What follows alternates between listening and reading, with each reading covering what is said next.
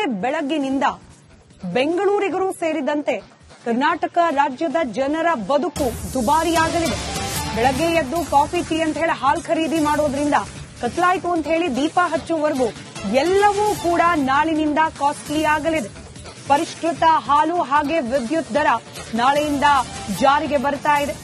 ಹೀಗಾಗಿ ನಾಳೆಯಿಂದ ಎಲ್ಲವೂ ದುಬಾರಿ.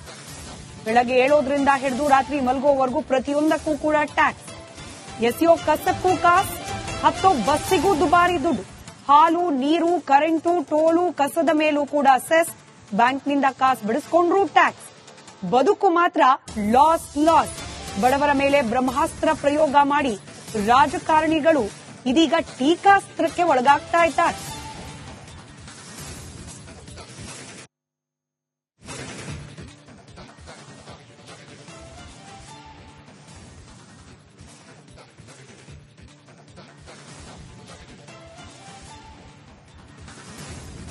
ಕಾಂಗ್ರೆಸ್ ಸರ್ಕಾರ ಅಧಿಕಾರಕ್ಕೆ ಬಂದ ನಂತರ 3ನೇ ಬಾರಿಗೆ ಹಾಲಿನ ದರದಲ್ಲಿ ಏರಿಕೆ ಆಗ್ತಾ ಇರೋದು ಈ ಬಾರಿಯಿಂದ, ಅಂದ್ರೆ ನಾಳೆ ಬೆಳಗ್ಗಿನಿಂದಲೇ 3ನೇ ಬಾರಿಯ ಪರಿಷ್ಕೃತ ದರ ಜಾರಿಗೆ ಬರಲಿದೆ. ಹಾಗಾದ್ರೆ ಹಾಲಿಗೆ ಎಷ್ಟು ದರ ಹೆಚ್ಚಿಗೆಯನ್ನ ಕೊಡಬೇಕಾಗತ್ತೆ ಗಮನಿಸ್ತಾ ಹೋಗೋಣ. ನೀಲಿ ಪ್ಯಾಕೆಟ್ನ ನಂದಿನಿ ಹಾಲಿಗೆ ಈ ಹಿಂದೆ 44 ರೂಪಾಯಿ ಇತ್ತು ಲೀಟರ್, ಇದೀಗ 48 ರೂಪಾಯಿ ಆಗ್ತಾ ಇದೆ. ಹಾಗೆ ಆರೆಂಜ್ ಪ್ಯಾಕೆಟ್ 54 ರೂಪಾಯಿ ಇದ್ದಿದ್ದು 58 ರೂಪಾಯಿ ಆಗ್ತಾ ಇದೆ.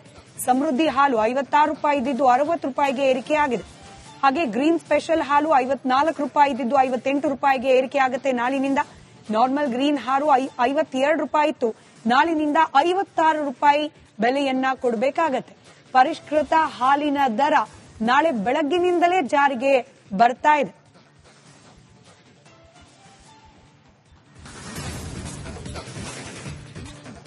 ಕೇವಲ ಹಾಲು ಮಾತ್ರವಲ್ಲ, ಬಹುತೇಕ ದಿನ ಬಳಕೆಯ ವಸ್ತು ಹಾಗೆ ಸರ್ವಿಸಸ್ ಎಲ್ಲದರ ದರ ಕೂಡ ನಾಳಿನಿಂದ ಹೆಚ್ಚಳ ಆಗ್ತಾ ಇದೆ. ಹಾಲು ನಾನಾಗ್ಲೇ ಹೇಳಿದಾಗೆ ಪ್ರತಿ ಲೀಟರ್ ಹಾಲಿನ ದರದಲ್ಲಿ 4 ರೂಪಾಯಿ ಹೆಚ್ಚಳ ಆಗಿದೆ.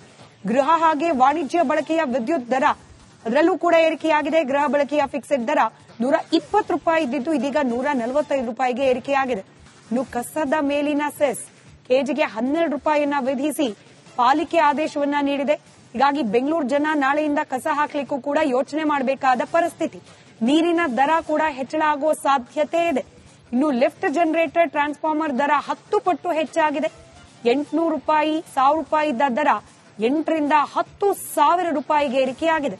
ಇನ್ನು ಆಟೋದ ಕನಿಷ್ಠ ದರ 30 ರೂಪಾಯಿ ಬದಲು 40 ರೂಪಾಯಿ. 10 ಲಕ್ಷ ಬೆಲೆಯ ಎಲೋಬೋರ್ಡ್ ವಾಹನ 10 ಲಕ್ಷ ರೂಪಾಯಿ ದುಬಾರಿಯಾಗಿದೆ. ಇನ್ನು 10 ಲಕ್ಷದ ಒಳಗಿನ ವಾಹನಕ್ಕೆ 50 ರಿಂದ 70,000 ರೂಪಾಯಿ ಟ್ಯಾಕ್ಸ್ ಹಾಕಲಾಗ್ತಿದೆ.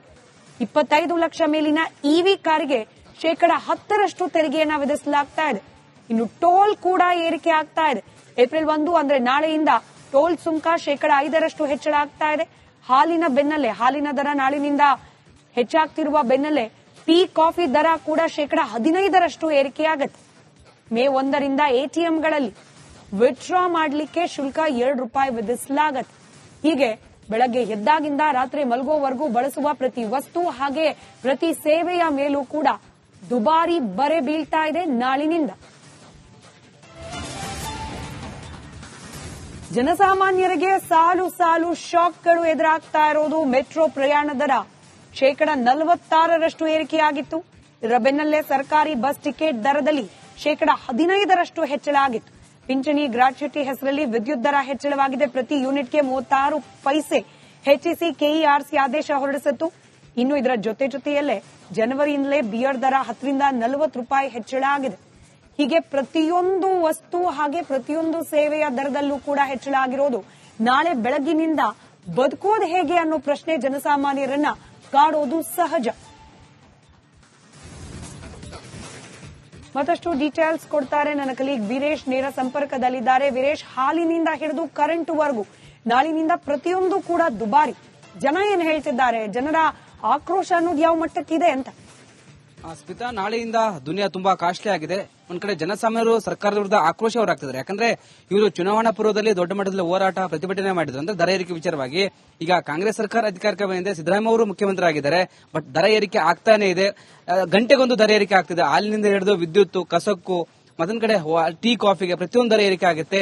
ನಾಳೆಯಿಂದ ಸುಮಾರು ಒಂದು 5-6 ಯಾಕಂದ್ರೆ ₹1 2 ಇಡ್ಲಿ ದೋಸೆ ದರ ಏರಿಕೆ ಆಗುತ್ತೆ, ಹಾಲಿಗೆ ₹4 ಏರಿಕೆ ಆಗುತ್ತೆ. ಮತ್ತೊಂದ್ ಕಡೆ ಈ ವಿದ್ಯುತ್ ಶುಲ್ಕ 36 ಪೈಸೆ ಜಾಸ್ತಿ ಆಗುತ್ತೆ. ಅದಲ್ಲದೆ ಈ ಫಿಕ್ಸ್ಡ್ ದರ, ಮೀಟರ್ಗೆ ಫಿಕ್ಸ್ಡ್ ದರ ₹25 ಜಾಸ್ತಿ ಆಗುತ್ತೆ. ಟೋಲ್ ಶುಲ್ಕ ಜಾಸ್ತಿ ಆಗುತ್ತೆ.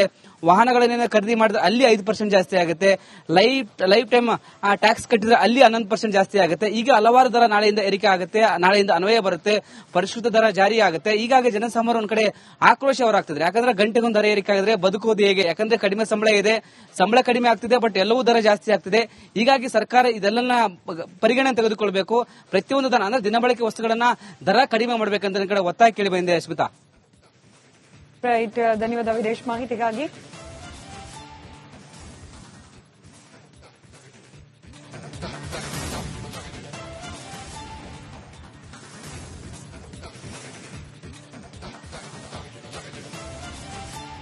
ನಾಳೆ ಬೆಳಗ್ಗಿನಿಂದ ಬೆಂಗಳೂರಿಗರು ಸೇರಿದಂತೆ ಕರ್ನಾಟಕ ರಾಜ್ಯದ ಜನರ ಬದುಕು ದುಬಾರಿಯಾಗಲಿದೆ.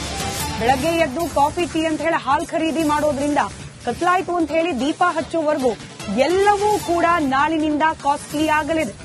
ಪರಿಷ್ಕೃತ ಹಾಲು ಹಾಗೆ ವಿದ್ಯುತ್ ದರ ನಾಳೆಯಿಂದ ಜಾರಿಗೆ ಬರ್ತಾ ಇದೆ. ಹೀಗಾಗಿ ನಾಳೆಯಿಂದ ಎಲ್ಲವೂ ದುಬಾರಿ. ಬೆಳಗ್ಗೆ ಏಳೋದ್ರಿಂದ ಹಿಡಿದು ರಾತ್ರಿ ಮಲಗೋವರೆಗೂ ಪ್ರತಿಯೊಂದಕ್ಕೂ ಕೂಡ ಟ್ಯಾಕ್ಸ್. ಎಸೆಯೋ ಕಸಕ್ಕೂ ಕಾಸ್, ಹತ್ತೋ ಬಸ್ಸಿಗೂ ದುಬಾರಿ ದುಡ್ಡು. ಹಾಲು, ನೀರು, ಕರೆಂಟು, ಟೋಲು, ಕಸದ ಮೇಲೂ ಕೂಡ ಸೆಸ್, ಬ್ಯಾಂಕ್ನಿಂದ ಕಾಸು ಬಿಡಿಸ್ಕೊಂಡ್ರೂ ಟ್ಯಾಕ್ಸ್. ಬದುಕು ಮಾತ್ರ ಲಾಸ್. ಬಡವರ ಮೇಲೆ ಬ್ರಹ್ಮಾಸ್ತ್ರ ಪ್ರಯೋಗ ಮಾಡಿ ರಾಜಕಾರಣಿಗಳು ಇದೀಗ ಟೀಕಾಸ್ತ್ರಕ್ಕೆ ಒಳಗಾಗ್ತಾ ಇದ್ದಾರೆ.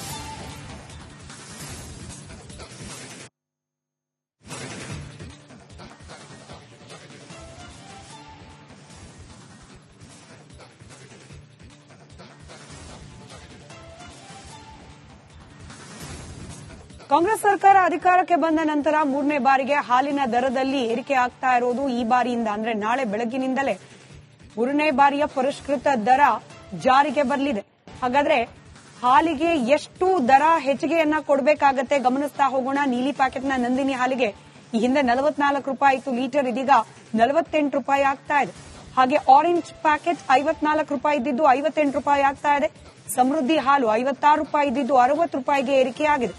ಹಾಗೆ ಗ್ರೀನ್ ಸ್ಪೆಷಲ್ ಹಾಲು ₹54 ಇದ್ದಿದ್ದು ₹58ಗೆ ಏರಿಕೆ ಆಗುತ್ತೆ ನಾಳಿನಿಂದ. ನಾರ್ಮಲ್ ಗ್ರೀನ್ ಹಾಲು ₹52 ಇತ್ತು, ನಾಳಿನಿಂದ ₹56 ಬೆಲೆಯನ್ನ ಕೊಡಬೇಕಾಗತ್ತೆ. ಪರಿಷ್ಕೃತ ಹಾಲಿನ ದರ ನಾಳೆ ಬೆಳಗ್ಗಿನಿಂದಲೇ ಜಾರಿಗೆ ಬರ್ತಾ ಇದೆ.